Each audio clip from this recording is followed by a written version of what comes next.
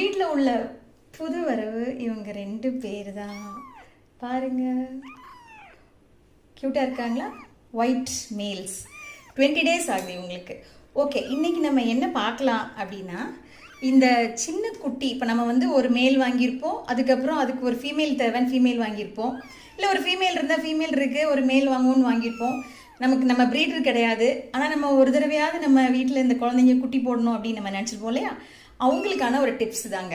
நம்ம மேட்டிங் விடும்போது அந்த மேட்டிங் விடுற டேட்டை நீங்கள் கண்டிப்பாக நோட் பண்ணிக்கணும். ஏன்னா அப்போ தான் அவங்களுடைய டெலிவரி டைம் நம்ம கரெக்டாக என்ன செய்ய முடியும், கண்டுபிடிக்க முடியும். 60லேருந்து 62 நாள் 63 நாள் அவங்க கிட்டன்ஸ் வந்து லிட்டர்மெண்ட் ஆகிடும், சரியா? ஸோ அந்த மேட்டிங் டேட் நம்ம கண்டிப்பாக நோட் பண்ணி வச்சுக்கணும். அதுக்கப்புறம் மற்ற இந்தியன் கேட்ஸ் மாதிரி இவங்களே வந்து என்ன பண்ணிக்க மாட்டாங்க, டெலிவரி வந்து பார்த்துக்க மாட்டாங்க. நம்மளோட சப்போர்ட் கண்டிப்பாக இவங்களுக்கு நம்ம கொடுக்க வேண்டியிருக்கும். ஸோ என்னெல்லாம் வச்சுக்கணும் அப்படின்னு சொன்னால், அவங்க வாயில்